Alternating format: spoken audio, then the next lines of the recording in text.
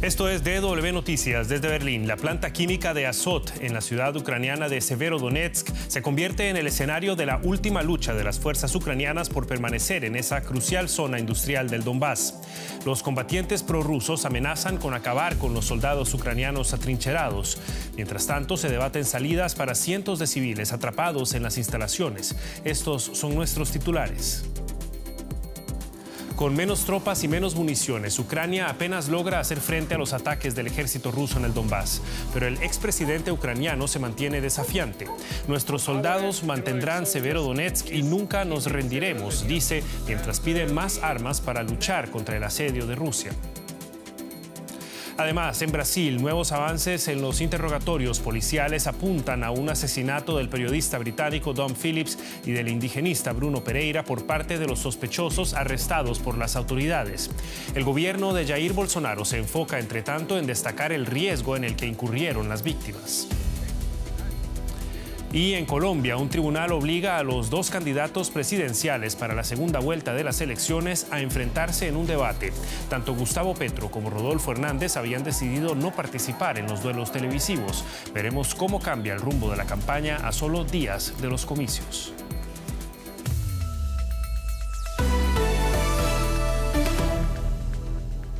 Los saluda Javier Arguedas. Gracias por estar con nosotros.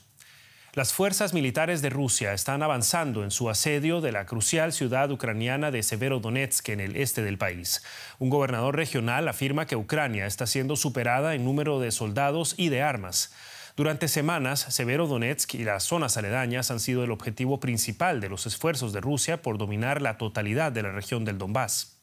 Los intensos bombardeos están cobrando un alto precio a la población civil. El estruendo de los bombardeos rusos se oye a lo lejos. Para los habitantes de Lysychansk, la ciudad gemela de Severodonetsk, escapar parece cada vez una idea más remota. La policía ucraniana trata casa por casa de ayudar a quienes desean marchar. Pero para muchos irse significa dejar a los suyos en la estacada. No estábamos seguros hasta que se hizo insoportable, pero entonces enfermé. Tiene una lista interminable de enfermedades. Yo también estoy enfermo. Si hubiera un hospital aquí, me habría quedado hasta el último momento. A pocos kilómetros de allí, en Severodonetsk, huir es casi inviable. Con los puentes principales destruidos, la ciudad está ahora totalmente aislada. Ucrania dice que más de 500 civiles se refugian en el interior de la fábrica química de Azot, junto a soldados ucranianos. Moscú había anunciado un corredor humanitario, pero luego dijo que bombardeos ucranianos trastocaron el plan. Como Moscú cuenta con más personal y armas, a la resistencia ucraniana les resulta cada vez más difícil defender las últimas posiciones de la ciudad. El plazo que impuso Rusia para la capitulación de la planta química ha pasado. Sin embargo, el expresidente ucraniano Poroshenko aseguró a DW que Ucrania no cederá. La situación es extremadamente difícil. La concentración de tropas allí es enorme. Nuestros heroicos soldados resisten en Severodonetsk. Mantenemos Azov, no Azov, sino la planta química de Azot. Y nosotros nunca nos rendiremos. Lejos del Donbass, las fuerzas rusas han apuntado a otros objetivos de alto interés. Estas imágenes difundidas por los rusos muestran misiles de alta precisión y largo alcance, apuntando a un depósito en la región occidental de Leópolis, donde se almacena la munición suministrada por la OTAN. De ser cierto, podría ser el último intento del Kremlin de bloquear el suministro internacional de armas. Y el presidente de Ucrania, Volodymyr Zelensky, aceptó la invitación de Alemania para participar en una cumbre del G7. El encuentro se celebrará a finales de este mes en el sur de este país. En esa misma jornada, el mandatario ucraniano informó que intervendrá en la cumbre de la OTAN que se celebrará a finales de junio en Madrid, aunque no ha revelado si acudirá en persona o participará por videoconferencia. De acudir a las citas, sería la primera vez que Zelensky realiza un viaje al exterior desde la invasión de las tropas rusas ordenada el pasado 24 de febrero por Vladimir Putin. Bien, las consecuencias de la guerra se hacen sentir también en la economía internacional con medidas que no veíamos hace mucho tiempo. Paco Frío está con nosotros. Así es, Javier, medidas para intentar bajar esta alta inflación, y ha sido la Reserva Federal de Estados Unidos quien ha aprobado la mayor alza de los tipos de interés en casi 30 años. De esta manera, el Banco Central estadounidense emprende un camino más agresivo para frenar la persistente inflación en el país. La subida de 0,75 puntos porcentuales es la mayor desde 1994 y se aleja del aumento de medio punto anunciado por funcionarios en las últimas semanas. Pero es un alza que los inversores ya anticipaban tras los últimos datos económicos. La inflación alcanzó en mayo el nivel más alto de los últimos 40 años y los costos de los alimentos, la gasolina y la vivienda aumentaron más rápido de lo previsto. La autoridad monetaria estadounidense adelantó incluso que una nueva alza de 0,75 puntos es posible para julio. Pues hablamos directos con Ana Nieto en la Bolsa de Nueva York. Saludos, Ana. ¿Cómo ha justificado la Fed esta inusual subida?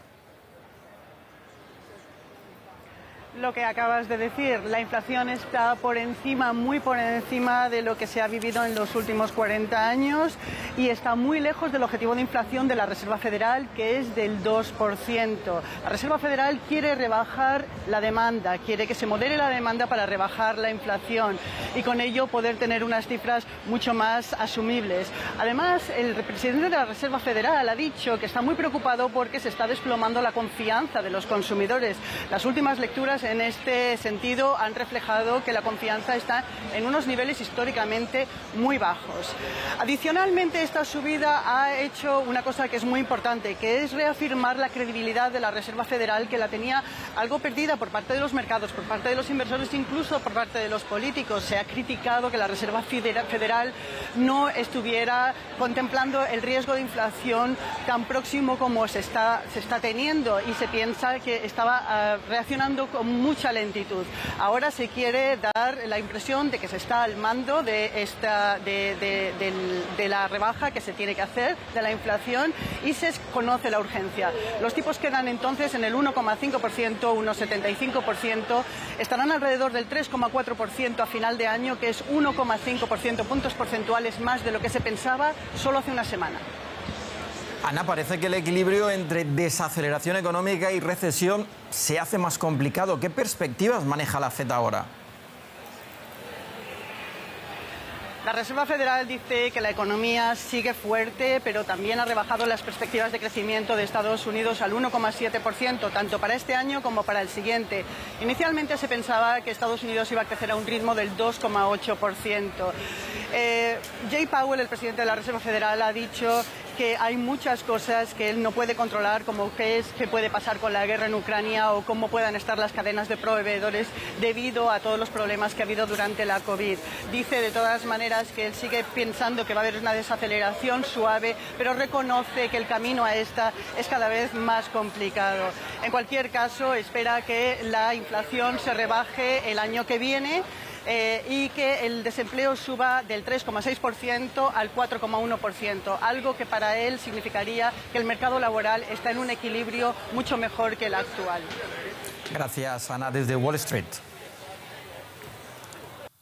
La compañía energética rusa Gazprom anunció que vuelve a reducir el volumen máximo de suministro de gas a Alemania a través del gasoducto Nord Stream 1.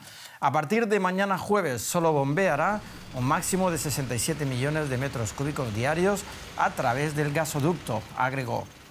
Una vez más, la empresa estatal rusa justificó esta medida por los retrasos en los trabajos de reparación que lleva a cabo la empresa alemana Siemens, algo que Berlín desmiente.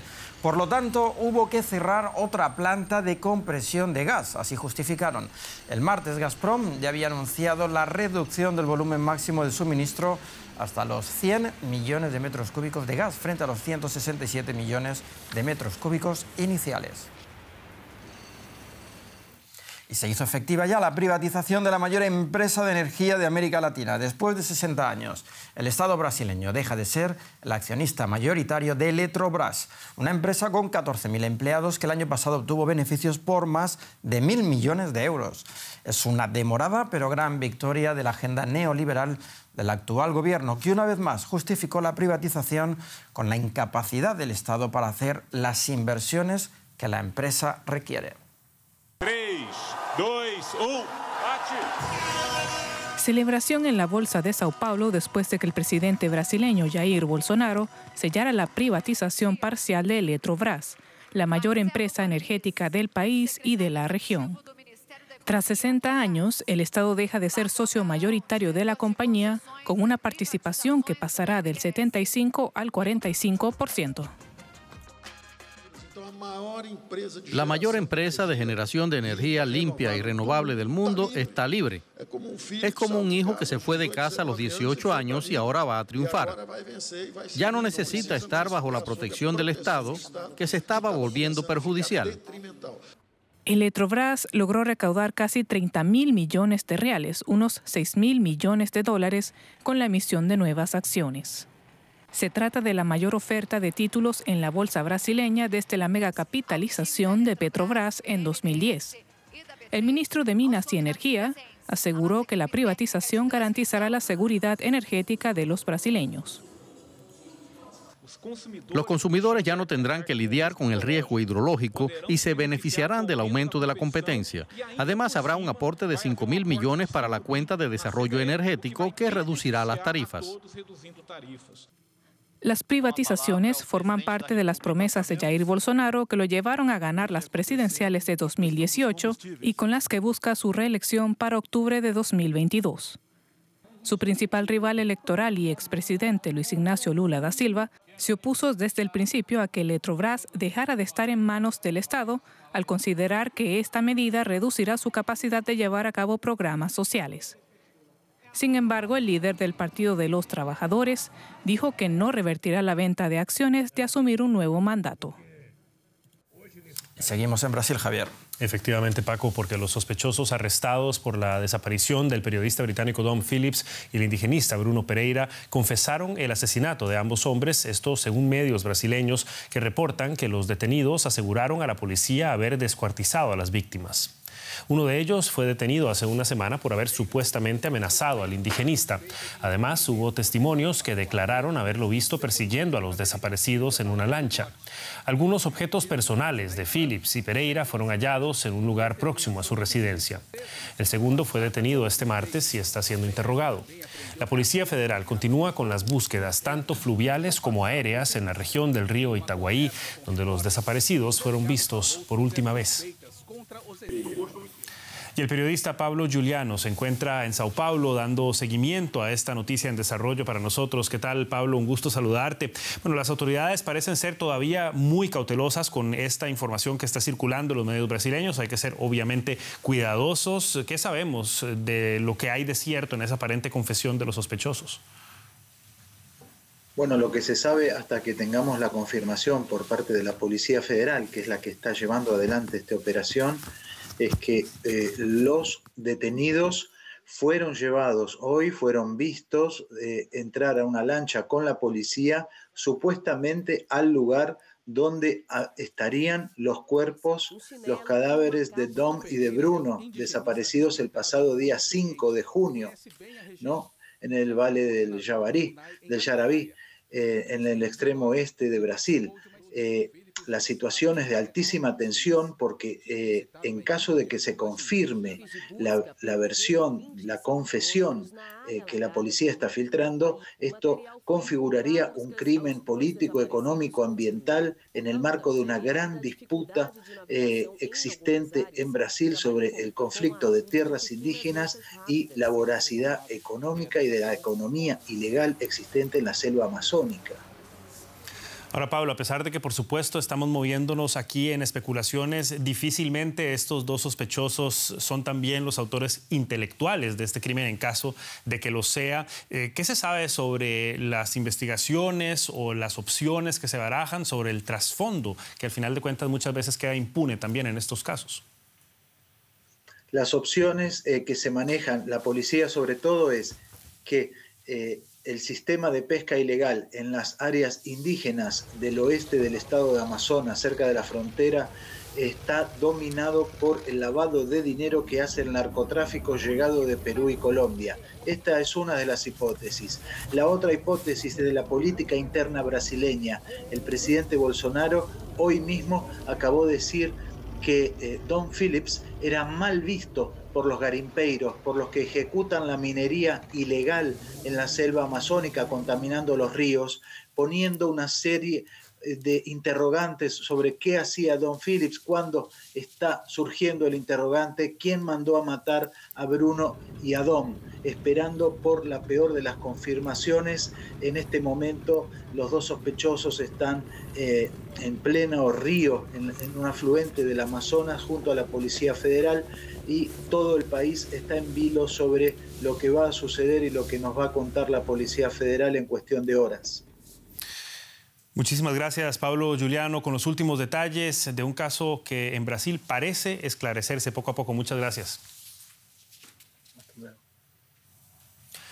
Y en Colombia, el Tribunal Superior de Bogotá ordenó a los dos candidatos presidenciales para la segunda vuelta que se realizará este domingo, Gustavo Petro y Rodolfo Hernández, asistir a un debate público a más tardar este jueves.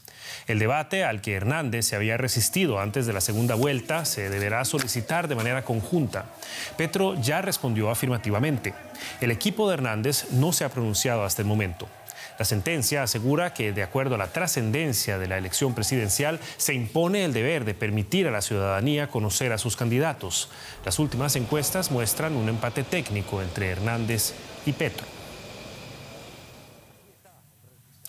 Y Alexandra Correa ya se encuentra con nosotros desde Bogotá para brindarnos más detalles sobre la situación en torno a la segunda ronda electoral en Colombia. ¿Qué tal, Alexandra? Un gusto saludarte. Bueno, ¿cómo se llega, en primer lugar, a una situación en la que en una segunda vuelta electoral no haya debates y tengan que ser ordenados por un tribunal? Un gusto saludarte igualmente, Javier. Bueno, se llega porque ambos candidatos no estaban participando en debates públicos. Primero comenzó Gustavo Petro en la primera vuelta electoral, quien decidió dejar de asistir a los mismos, alegando que se había vuelto el centro de los ataques en cada uno de estos. Por su parte, Rodolfo Hernández, a quien se le vio y escuchó muy poco en esa primera ronda electoral, canceló en su totalidad para esta última este último tramo electoral su aparición, primero en eventos públicos, dijo por amenazas a su vida, y a los debates dijo no querer ir, argumentando que prefería dar entrevistas directas a los medios de comunicación, algo que tampoco se ha cumplido en su totalidad. Es muy difícil conseguir una entrevista con él. Pero con la decisión del Tribunal Superior de Bogotá, Javier, quedan obligados ambos candidatos a solicitar el debate conjunto ante la Comisión Nacional Electoral para que sea transmitido en canal público con una duración de 60 minutos. Ha sido una tutela que se amparó en el artículo 40 de la Constitución, Javier, que señala los derechos a elegir y a tomar parte en los comicios por parte de los ciudadanos. Es un derecho que conozcan cuáles son las propuestas tanto de Gustavo Petro como de Rodolfo Hernández. Y de este último, Alexandra, nos explicaba ya la reticencia a debatir y al escrutinio de su plan de gobierno. ¿Qué ha dicho la campaña de Rodolfo Hernández y qué pasa si decidiera no acatar este fallo? Bueno, hasta el momento no se ha pronunciado la campaña de Rodolfo Hernández, ni Rodolfo Hernández se ha referido al fallo de la tutela, ni en total su equipo de trabajo. Pero a Hernández, sus críticos le ven en los debates su talón de Aquiles, Javier, ante un Petro más experto en el manejo de los temas de cara a una audiencia. Sin embargo, todo ciudadano está obligado a acatar las tutelas aquí en Colombia, a cumplirlas. O el accionante puede manifestar desacato a la orden del juez y el juez tomar medidas que van desde días de cárcel a una multa económica, como le pasó, recordemos, al presidente Iván Duque, quien recientemente no acató un fallo de tutela referente a la protección del Parque Nacional Los Nevados y en consecuencia se le ordenó el arresto domiciliario de Duque durante 5 días, además del pago de una multa equivalente a 15 salarios mínimos. Eso mismo le puede pasar a Rodolfo Hernández, el candidato que se muestra de centro, de negarse a cumplir la tutela, a quien, a diferencia de Iván Duque, no lo cobija el fuero presidencial, Javier. Alexandra Correa, con los detalles de la controversia en torno a los debates presidenciales en Colombia. Muchísimas gracias por estas informaciones, Alexandra. Hasta la próxima. Hasta la próxima. Y seguimos con más noticias de la región. En Perú, una comisión del Congreso investigará al presidente Pedro Castillo en un caso de presunto tráfico de influencias. Así lo informó el legislativo este miércoles. Se trata de una indagación sobre el consorcio Puente Tarata III que busca determinar si varios funcionarios y 2 sobrinos de Castillo integraban una supuesta red criminal para conceder un contrato de obras públicas. Por este caso, la Fiscalía también abrió una investigación contra el mandatario a finales de mayo. Castillo había sido citado como testigo en 3 ocasiones, pero no compareció ante el Parlamento. Si bien la legislación peruana impide llevar a juicio a un presidente mientras está en el poder, ello no impide avanzar las indagaciones en su contra. Es tiempo ahora de hacer un repaso de otras noticias que estamos siguiendo para ustedes a esta hora. El gobierno británico defendió la legalidad de la deportación de migrantes y dice que está preparando un segundo vuelo a Ruanda. El primer viaje fue cancelado tras una sentencia de última hora del Tribunal Europeo de Derechos Humanos. La decisión se considera un revés para la política de expulsión de solicitantes de asilo en Reino Unido. La Unión Europea tomará acciones legales contra Londres luego de que el gobierno británico anunciara la modificación unilateral de lo pactado en el Brexit para Irlanda del Norte. En el acuerdo se establecían normas aduaneras para mantener abierta la delicada frontera entre esa provincia británica y la República de Irlanda. La Comisión anunció un procedimiento de infracción ante la justicia europea. La Organización Mundial de la Salud dijo que Europa sigue siendo el epicentro del brote de la viruela del mono. La OMS celebrará una reunión la próxima semana para decidir si clasifica la infección como emergencia de salud pública. Se han confirmado ya más de 1.500 casos en 25 países de todo el continente europeo. Y la aerolínea de bajo costo irlandesa Ryanair suprimió la controversial prueba de idiomas que exigía a los pasajeros procedentes de Sudáfrica. La compañía forzaba a los surafricanos a demostrar su nacionalidad por medio de un test del idioma afrikaans, una lengua minoritaria. Con ello pretendía frenar la frecuente falsificación de pasaportes surafricanos. El gobierno de Sudáfrica lo calificó como una forma de discriminación. España se enfrenta a temperaturas inusualmente altas para principios del mes de junio, con el calor superando ya los 40 grados centígrados en muchos puntos del país. Las autoridades advierten del riesgo de incendios forestales. Los científicos afirman que el cambio climático está haciendo que las olas de calor sean más frecuentes y más intensas. La última vez que hizo tanto calor en España antes de la llegada del verano fue en 1981. Es mediodía en Madrid y las temperaturas están disparadas. Los que están afuera buscan la manera de refrescarse. Algunos optan por absorber la ola caliente en todo su furor. Pero la Agencia Estatal de Meteorología alerta las condiciones podrían empeorar con la llegada hasta el norte de España de arena y polvo del desierto de Sahara. De acuerdo con la Agencia Meteorológica Nacional, la frecuencia de las olas de calor se ha quintuplicado en el siglo XXI. La verdad que lo estoy llevando muy bien porque yo me bajo así con mis amigos, el calor es bueno, te trae vitamina D y lo llevamos bien. Mientras que algunos disfrutan de las altas temperaturas, no todos pueden escapar del calor sofocante. Pues está siendo difícil el calor, sobre todo en Madrid, con la poca sombra que hay, tanto asfalto. Está siendo complicado porque además no tenemos aire acondicionado. Más al sur, en Sevilla, la situación es incluso peor. Las temperaturas superan los 40 grados centígrados. El calor golpea con más fuerza y madruga más que hace más de 6 décadas. Los meteorólogos atribuyen las altas temperaturas a masas de aire caliente desplazándose a lo largo de Europa y provenientes del norte de África. En breve, la ola de calor llegará hasta Francia. Y un panorama no muy distinto se vive en Chile. Una reserva de agua es el más reciente indicio de las duras sequías que afectan al país suramericano. A pesar de que por el momento el suministro de agua parece estar garantizado, las autoridades advierten que en las próximas décadas habrá cada vez menos lluvias y con ello graves desafíos a la economía y al bienestar de la población.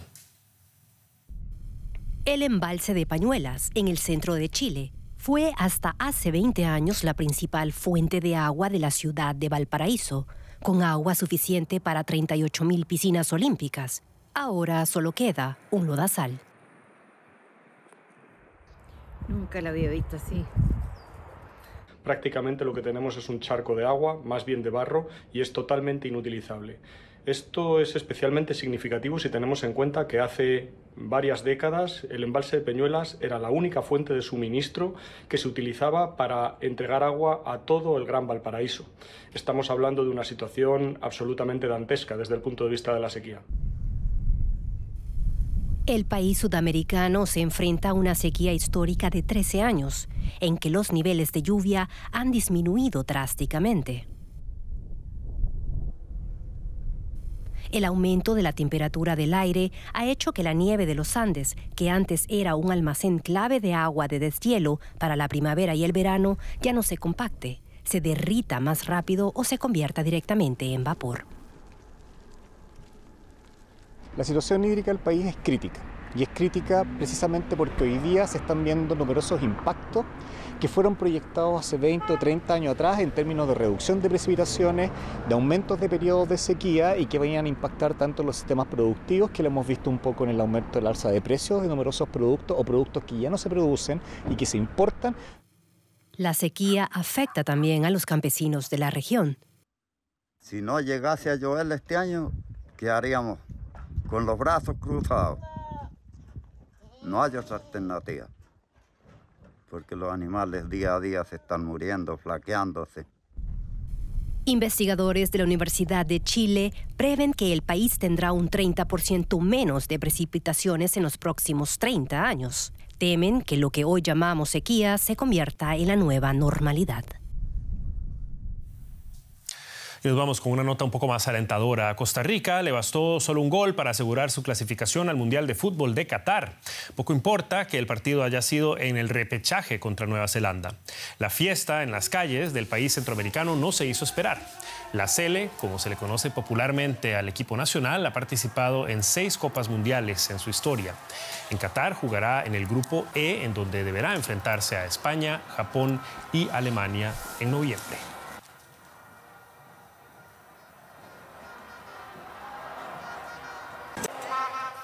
Y con esto llegamos al final de esta edición de DW Noticias. Gracias por habernos acompañado. Los esperamos en nuestra próxima edición, en cualquier momento, en nuestro sitio en internet dw.com y nuestras redes sociales. Hasta entonces, que la pasen bien.